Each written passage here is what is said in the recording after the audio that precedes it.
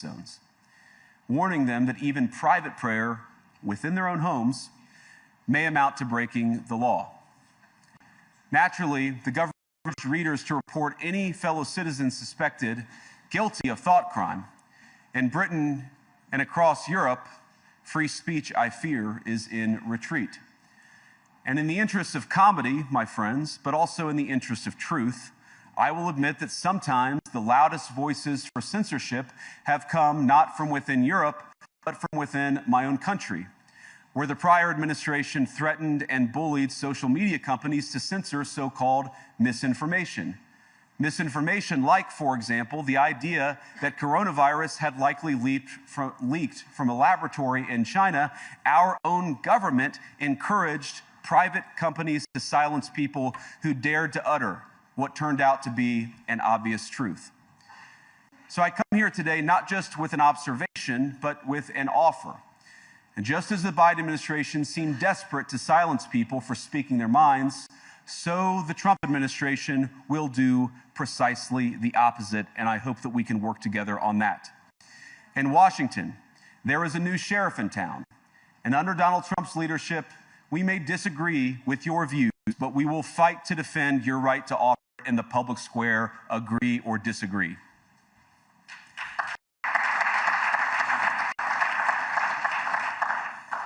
Now, we're at the point, of course, that the situation has gotten so bad that this December, Romania straight up canceled the results of a presidential election based on the flimsy suspicions of an intelligence agency and enormous pressure from its continental neighbors. Now, as I understand it, the argument was that Russian disinformation had infected the Romanian elections. But I'd ask my European friends to have some perspective. You can believe it's wrong for Russia to buy social media advertisements to influence your elections. We certainly do. You can condemn it on the world stage even.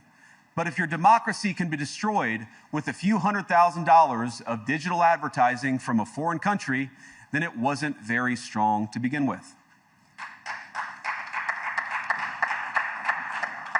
Now, the good news is that I happen to think your democracies are substantially less brittle than many people apparently fear.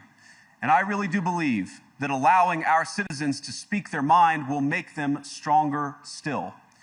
Which, of course, brings us back to Munich, where the organizers of this very conference have banned lawmakers representing populist parties on both the left and the right from participating in these conversations. Now, again, we don't have to agree with everything or anything that people say. But when people represent, when political leaders represent an important constituency, it is incumbent upon us to at least participate in dialogue with them.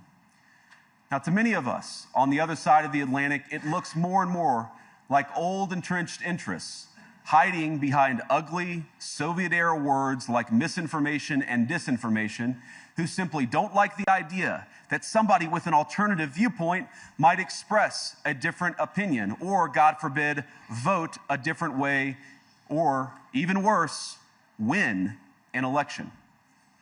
Now, this is a security conference, and I'm sure you all came here prepared to talk about how exactly you intend to increase defense spending over the next few years in line with some new target. And that's great, because as President Trump has made abundantly clear, he believes that our European friends must play a bigger role in the future of this continent. We don't think, you hear this term, burden sharing, but we think it's an important part of being in a shared alliance together that the Europeans step up while America focuses on areas of the world that are in great danger. But let me also ask you, how will you even begin to think through the kinds of budgeting questions if we don't know what it is that we are defending in the first place? I've heard a lot already in my conversations, and I've had many, many great conversations with many people gathered here in this room. I've heard a lot about what you need to defend yourselves from, and of course that's important. But what has seemed a little bit less clear to me, and certainly I think to many of the citizens of Europe, is what exactly it is that you're defending yourselves for. What is the positive vision that animates this shared security compact that we all believe is so important? And I believe deeply that there is no security if you are afraid of the voices, the opinions, and the conscience that guide your very own people. Europe faces many challenges, but the crisis this continent faces right now, the crisis I believe we all face together, is one of our own making. If you're running in fear of your own voters, there is nothing America can do for you. Nor, for that matter, is there anything that you can do for the American people who elected me and elected President Trump. You need democratic mandates to accomplish anything of value in the coming years. Have we learned nothing that thin mandates produce unstable results? But there is so much of value that can be accomplished with the kind of democratic mandate that I think will come from being more responsive to the voices of your citizens.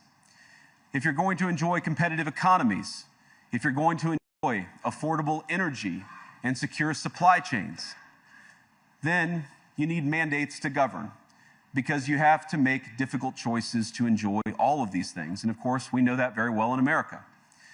You cannot win a democratic mandate by censoring your opponents or putting them in jail, whether that's the leader of the opposition, a humble Christian praying in her own home, or a journalist trying to report the news. Nor can you win one by disregarding your basic electorate on questions like who gets to be a part of our shared society. And of all the pressing challenges that the nations represented here face, I believe there is nothing more urgent than mass migration. Today, almost 1 in 5 people living in this country moved here from abroad. That is, of course, an all-time high. It's a similar number, by the way, in the United States, also an all-time high. The number of immigrants who entered the EU from non-EU countries doubled between 2021 and 2022 alone, and of course, it's gotten much higher since. And we know this situation, it didn't materialize in a vacuum. It's the result of a series of conscious decisions made by politicians all over the continent and others across the world over the span of a decade. We saw the horrors wrought by these decisions yesterday in this very city. And of course, I can't bring it up again without thinking about the terrible victims who had a beautiful winter day in Munich ruined. Our thoughts and prayers are with them and will remain with them. But why did this happen in the first place? It's a terrible story, but it's one we've heard way too many times in Europe and unfortunately too many times in the United States as well. An asylum seeker, often a young man in his mid-20s, already known to police, rams a car into a crowd and shatters a community. How many times must we suffer these appalling setbacks before we change course and take our shared civilization in a new direction? No voter on this continent went to the ballot box to open the floodgates to millions of unvetted immigrants. But you know what they did vote for? In England, they voted for Brexit, and agree or disagree, they voted for it. And more all over Europe, they're voting for political leaders who promise to put an end to out-of-control migration. Now, I happen to agree with a lot of these concerns, but you don't have to agree with me. I just think that people care about their homes, they care about their dreams, they care about their safety and their capacity to provide for themselves and their children. And they're smart. I think this is one of the most important things I've learned in my brief time in politics. Contrary to what you might hear a couple mountains over in Davos, the citizens of all of our nations don't generally think of themselves as educated animals or as interchangeable cogs of a global economy. And it's hardly surprising that they don't want to be shuffled about or relentlessly ignored by their leaders. And it is the business of democracy to adjudicate these big questions at the ballot box. I believe that dismissing people, dismissing their concerns, or worse yet, shutting down media, shutting down elections, or shutting people out of the political process protects nothing. In fact, it is the most surefire way to destroy democracy. And speaking up and expressing opinions isn't election interference. Even when people express views outside your own country, and even when those people are very influential. And trust me, I say this with all humor, If American democracy can survive 10 years of Greta Thunberg scolding, you guys can survive a few months of Elon Musk. But what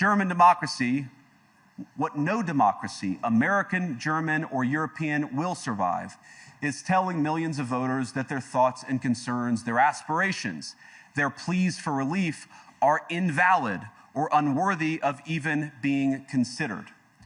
Democracy rests on the sacred principle that the voice of the people matters. There's no room for firewalls.